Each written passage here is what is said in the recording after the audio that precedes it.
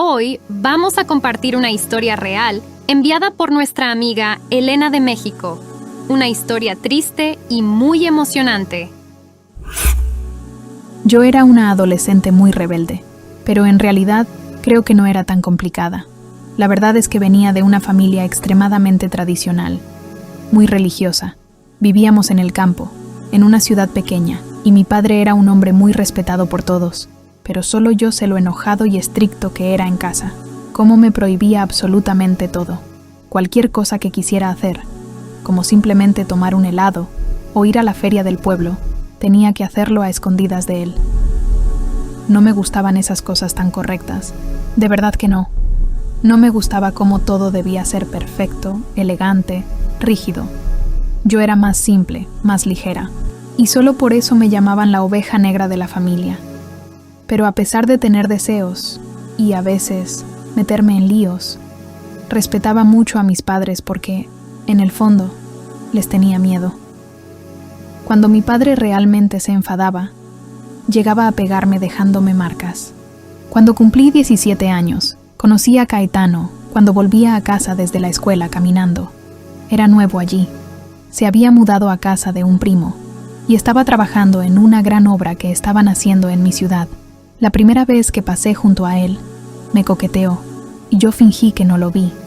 Pero la verdad es que me pareció guapo, y a partir de ese día, me aseguré de pasar por esa obra todos los días, coqueteando. Chica! ¿Yo? Sí, eres tú. ¿Conmigo? ¿Me estás hablando a mí? Sí, estoy hablando contigo. Todos los días pasas por aquí y veo que me estás mirando. ¿Yo? ¿Mirándote? Sí. ¿Cómo te atreves, Pues sí, veo que sí. Nadie me lo dice. Lo veo. Los chicos de la obra me dijeron que no me haga ilusiones porque tú eres hija de no sé quién y nunca me vas a pescar. Y es verdad, deberías escuchar a tus compañeros. No, ¿sabes por qué no? Porque yo no soy el tipo de hombre que se rinde sin intentarlo antes. ¿Y sabes qué? Algo me dice que tú estás bastante interesada en mí. Dime la verdad. Y después de esa conversación y de ver lo seguro de sí mismo que era él, me quedé aún más enganchada. Caetano era guapo, encantador. Y cuando ves a alguien tan lleno de actitud, ¿cómo no admirarlo? No hay manera. Después de eso, todos los días después de la escuela, hacía una parada en el trabajo de Caetano y nos quedábamos allí charlando. Luego las cosas fueron avanzando poco a poco y comenzamos a salir a escondidas. Estaba enamorada de él, pero sabía que mis padres nunca aprobarían esa relación. Ni siquiera me dejaban tener novio. Imagina entonces con un hombre que no tenía un céntimo, que no era de una familia conocida, y mucho menos de la iglesia. No había la menor posibilidad, pero ya no podía evitarlo. Estaba enamorada. Era mi primer amor de verdad. Era la primera vez que me sentía así. Y nuestra relación, aunque fuera a escondidas, era maravillosa. Caetano siempre me sorprendía con pequeños regalos, sorpresas, bombones, flores, cartitas. Y yo solo pensaba en cumplir pronto 18 años para escapar con él. ¿A dónde? No tenía ni idea, pero quería irme con Caetano a donde quisiera, para vivir nuestra historia de amor. Pero en esa cosa de jóvenes enamorados, descuidamos algo y yo quedé embarazada. Me sentí tan desesperada cuando me di cuenta de que estaba esperando un hijo que decidí ocultárselo a todo el mundo, incluso a Caetano, conociéndolo como lo conocía. Si se enteraba de que estaba embarazada, habría venido a mi casa en ese mismo momento para hablar con mi padre y oficializar nuestra relación. Pero yo sabía, estaba segura de que mi padre nunca lo aceptaría de ningún modo, y hasta podría llegar a hacer una locura contra mi novio. Estaba aterrada, y lo único que podía hacer era seguir viviendo mi vida como si nada estuviera pasando, como si no estuviera creciendo un bebé dentro de mí. Sabía que no podía ocultarlo para siempre, pero era joven, ingenua, inmadura. No tenía ni idea de cómo manejar mis problemas. No sabía qué hacer, no sabía qué esperar. Solo vivía un día tras otro hasta que la bomba estallara de alguna manera. Y lo que pasó es que mi madre se dio cuenta. Creo que ya tenía 6 meses. Y como era bastante delgada, la barriga apenas había crecido. Pero una madre es una madre, ¿verdad? Y las madres saben cosas. Un día estaba preparándome para dormir cuando ella entró furiosa en mi habitación. Levantó mi camisón, En ese momento no dije nada, solo empecé a llorar. Ella se quedó paralizada y ni siquiera podía gritar porque no quería que mi padre escuchara. Ella iba de un lado a otro de la habitación mientras yo me encogía en la cama llorando.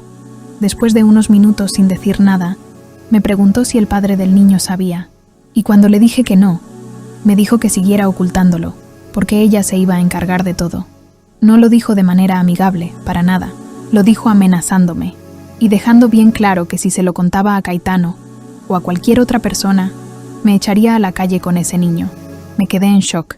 Tenía miedo de mi padre, miedo de mi madre, de los juicios, miedo de no poder mantener a mi hijo, porque Caetano tampoco tenía medios.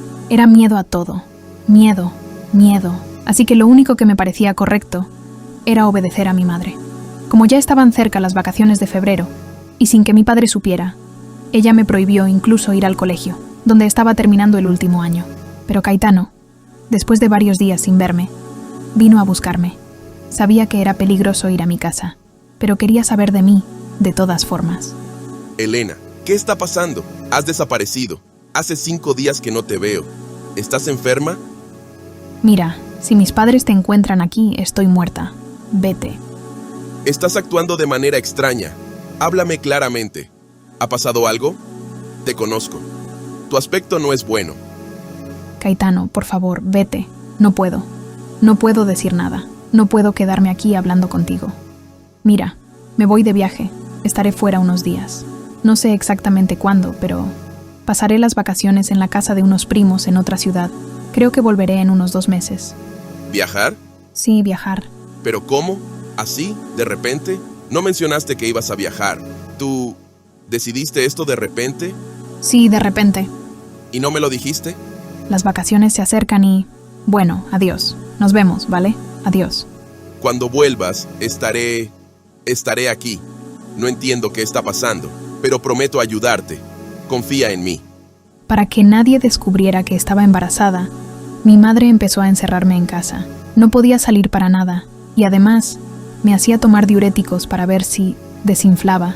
Tenía miedo de lo que eso podía hacerme, lo que podía hacer con mi hijo, y cuando podía, escupía sin que ella se diera cuenta, pero la mayoría de las veces, ella esperaba a que me tragara. Después de unas semanas, me fui de viaje. No sabía qué estaba planeando mi madre porque, por más que preguntara, no me decía, pero mi barriga ya estaba enorme y no soportaba más tener que usar sudadera, abrigo, en pleno calor, solo para ocultárselo a mi padre. Entonces nos fuimos al interior. Y solo cuando ya estaba allí supe qué había decidido para mi vida. Mi madre me llevó directo a un hospital, y ahí empecé a desesperarme. No sabía exactamente cuánto tiempo tenía, pero ya tenía una barriga grande, y pensé en ese momento que me había llevado para abortar a mi hijo. Intenté escapar, pero los guardias me atraparon. Mi madre me miró fijamente y dijo que jamás me dejaría abortar, porque Dios nunca perdonaría algo así, pero también dijo que una vez que mi hijo naciera, lo pondría en adopción. Dijo que ya tenía incluso a la familia que se quedaría con él. Grité, me revolví, me debatí, intenté escapar. Ya había acordado todo con esas personas del hospital. No había nada que pudiera hacer. Me sedaron y tuve mi parto sin siquiera darme cuenta. Creo que estuve unos 2 días recibiendo fuertes medicamentos para dormir. Y cuando desperté, mi hijo ya se había ido. Lo único que ella me dejó saber después es que era un niño y que había ido a una familia rica que le daría buenas condiciones de vida. Ni siquiera sé si eso es verdad. Ese día lloré todo lo que tenía para llorar y no sé cómo no me deshidraté. Todavía estuvimos 2 semanas más fuera antes de poder volver a casa. Pero ya no era la misma persona. No era Elena. Me sentía hueca, una cáscara vacía. Había tenido un hijo y ni siquiera pude verlo. No pude tomarlo y viviría ese dolor para siempre. Cuando volví, ni siquiera encontrarme con Caetano me trajo felicidad. Ya no podía ni llorar más. Era como si ya no tuviera sentimientos. Un día, después de que insistiera mucho en que hablara de lo que estaba pasando, decidí contarle todo. Para ser honesta, pensé que al compartir con él todo lo que había sucedido, estaría de mi lado, me apoyaría y quizás me ayudaría a salir de esa depresión. Pero lo que recibí fue muy diferente. Me has privado del derecho de ser padre, Elena. Tu cobardía me ha privado del derecho de conocer a mi hijo. No podías hacer esto. No podías haber actuado de esta manera. Tenía miedo, Caetano. No sabía qué hacer, cómo actuar. ¿Y ni siquiera se te pasó por la cabeza decírmelo? Puedes ser una cobarde, débil, pero yo no lo soy. Lo sabes. Habría peleado con tu padre, con tu madre y el mundo si hubiera sido necesario. Era mi hijo. Perdóname, estaba tan aterrada. Perdóname. Me das asco, ¿sabes? ¡Te odio! No podías haber hecho esto. No quiero volver a verte nunca más. ¡Nunca! Caetano se fue de mi ciudad al día siguiente. Su primo me contó que antes de irse, intentó ir a la comisaría, pero el comisario era amigo de mis padres y nunca haría algo en su contra.